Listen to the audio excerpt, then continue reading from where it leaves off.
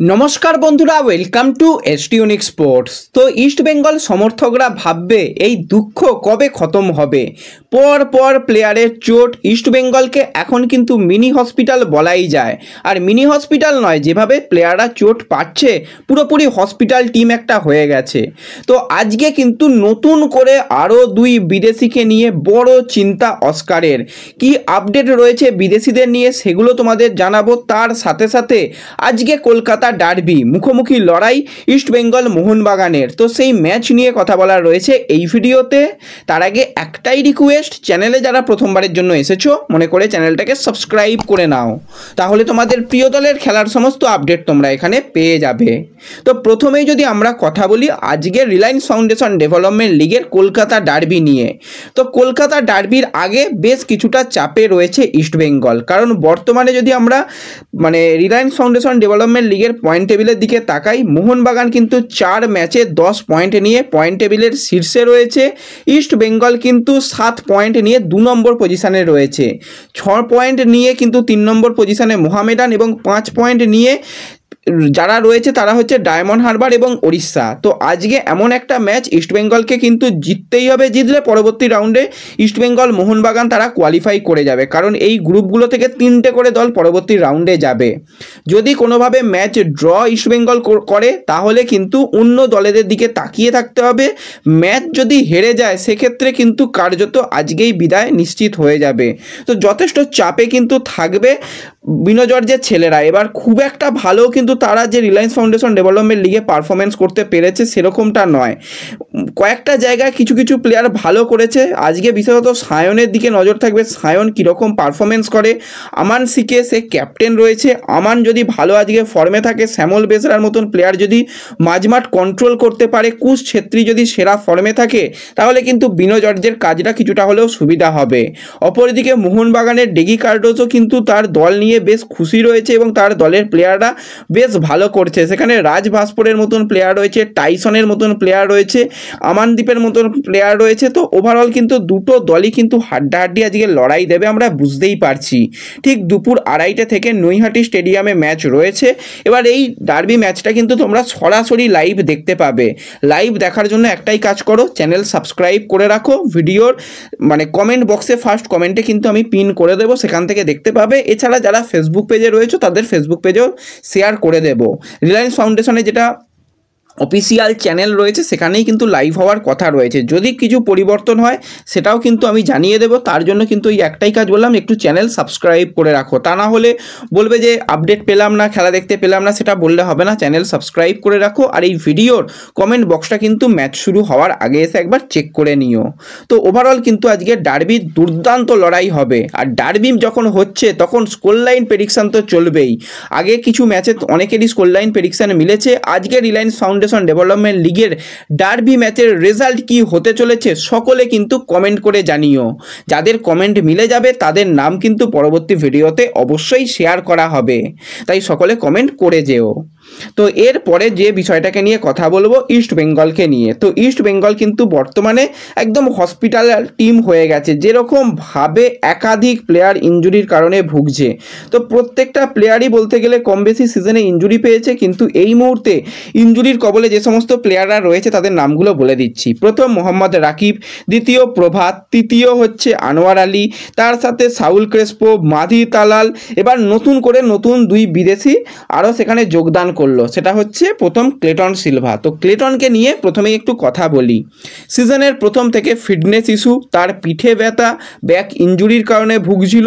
তারপর সেখান থেকে আস্তে আস্তে রিকভারি করে ফিরে আসা।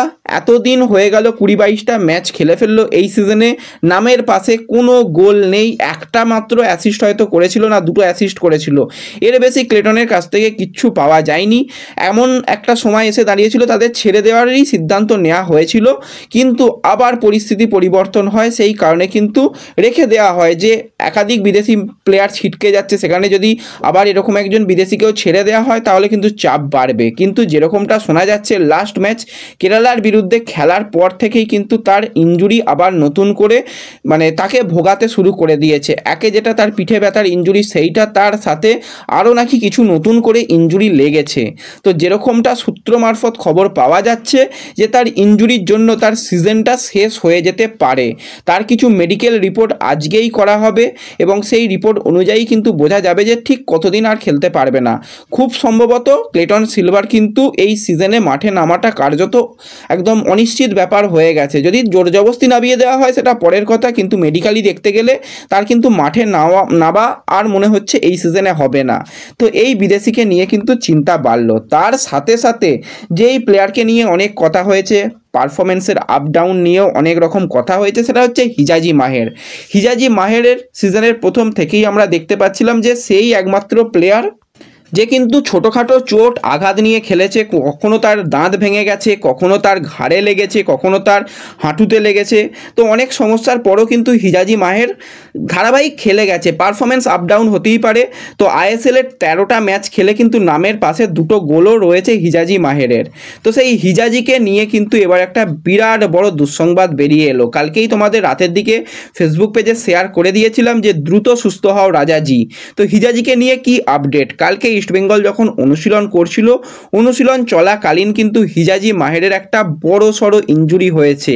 খুব সম্ভবত তার হাঁটুতে ইনজুরি এবং ইনজুরি যথেষ্ট সিরিয়াস ইনজুরি রয়েছে। তারপরে সে আর কোনো রকমভাবে প্র্যাকটিস করতে পারেনি। ড্রেসিং রুমে গিয়েও কিন্তু প্রচণ্ড পরিমাণে অস্বস্তির তার মধ্যে ছিল এবং তারপর কিন্তু তাকে ড্রেসিং রুমে বসে বসে কাঁদতে পর্যন্ত দেখা গেছে, এরকমটাই খবর বেরিয়ে আসছে। এবং মাঠ ছাড়ার সময় কোনোভাবেই কিন্তু পায়ের উপর ভর দিয়ে সে মাঠের বাইরে আসতে পারছিল না। সেই জন্য কিন্তু মাঠের মধ্যে গাড়ি নিয়ে গিয়ে যা হোক করে তাকে মাঠের বাইরে নিয়ে আসা হয়। সেখানে প্রচুর সাংবাদিক ছিল, তো তাদের সামনে কার্যত মাথা নিচু করে হিজাজি মাহের মাঠ ছেড়েছে। তো যেরকমটা তার ইনজুরি দেখে মনে হচ্ছে দীর্ঘ সময়ের জন্য কিন্তু সে ছিটকে যেতে চলেছে। আজকে কিন্তু তার স্ক্যান করা হবে, স্ক্যানের পরই বোঝা যাবে যে তার ইনজুরিটা ঠিক কীরকম ইনজুরি। খুব সম্ভবত সিরিয়াস ইনজুরি এবং তারও অন্তত ফিরতে 3 থেকে 4 মাস সময় লাগতে পারে। এটা কিন্তু একটা অনুমান করা হচ্ছে। আজকে পুরোপুরি যেখানে মেডিকেল টেস্ট হবে, তারপর যদি রিপোর্ট সামনে বেরিয়ে আসে, তারপর একদম তোমাদের জানিয়ে দিতে পারবো যে ঠিক কী ইনজুরি তার হয়েছে, কতদিন তাকে মাঠের বাইরে যেতে হবে সেটা কিন্তু জানিয়ে দেব। আর মুম্বাই ম্যাচের আগে হিজাজি এবং ক্লেটন ছিটকে যাওয়ায় কিন্তু বিরাট বড় ধাক্কা অস্কারের জন্য। এবার এটা কিন্তু ইস্টবেঙ্গলের জন্য ভালো হতে পারে, খারাপ তো আর এর থেকে আর কি খারাপ হবে, খারাপ হওয়ার এর থেকে বেশি আর কিছু নেই। ভালো হতে পারে একটাই কারণে, ক্লেটন সিলভা এবং হিজাজি মাহেরের পরিবর্তন চেয়েছিল একটা সময় অস্কার, কিন্তু ম্যানেজমেন্ট দেয়নি। এমন একটা পরিস্থিতি এবার কিন্তু নতুন বিদেশি আনতেই হবে। আর হাতে মাত্র সময় রয়েছে আর 2 থেকে 3টে দিন। শর্টলিস্টেড বিদেশি প্লেয়ার 20 জনের নাম আমরা শুনেছিলাম, বেশ কিছু প্লেয়ারের প্রোফাইল নিয়েও আলোচনা করেছিলাম। সেরকম যদি কোনো প্লেয়ার এই মুহূর্তে অ্যাভেলেবেল থাকে, তাদের যদি যত দ্রুত সম্ভব নিয়ে আসা যায় তবে কিন্তু ভালো হবে। কারণ সামনে ইস্টবেঙ্গলের এএফসি ম্যাচ রয়েছে। আইএসএলের কথা ভাই ভুলে যাওয়া ভালো। আইএসএলে আর এর থেকে ভালো জায়গায় ইস্টবেঙ্গল যেতে পারবে কিনা মানে সেটা বলা যাচ্ছে না, কিন্তু অন্তত যেখানে 30 দিন হাতে সময় রয়েছে, চ্যালেঞ্জ লিগের ম্যাচ, তার আগে যদি বিদেশি পরিবর্তন হয় বা নতুন কিছু বিদেশি আসে, তারা যদি আস্তে আস্তে একটু মানিয়ে নেয়, টিমের সঙ্গে 2-4টে গেম যদি খেলে নিতে পারে আইএসএলে, তাহলে কিন্তু একটা ভালো রেজাল্ট হতে পারে। এবার ম্যানেজমেন্ট যদি ভাবে যে না যা আছে তাই নিয়েই ভাই চালিয়ে দাও এই সিজন, তাহলে ভাই আর কিছু করার নেই। অস্কারকে দোষ দিয়ে খুব একটা লাভ হবে না। তো দেখা যাক কি আপডেট আসে, এই সমস্ত বিষয় নিয়ে তোমাদের জানিয়ে দেব। আর আজকে যেখানে ডার্বি ম্যাচ রয়েছে, ডার্বির সময় কিন্তু আমরা লাইভ আসার চেষ্টা করব। তো সকলে কিন্তু লাইভে জয়েন হতে পারো। তো এই ভিডিওতে এটুকুই আলোচনা করার ছিল। ভিডিও ভালো লাগলে লাইক শেয়ার করতে পারো। চ্যানেলে প্রথমবারের জন্য যদি এসে থাকো, মনে করে চ্যানেল সাবস্ক্রাইব করে নিও। তো দেখা হবে পরবর্তী ভিডিওতে। ধন্যবাদ।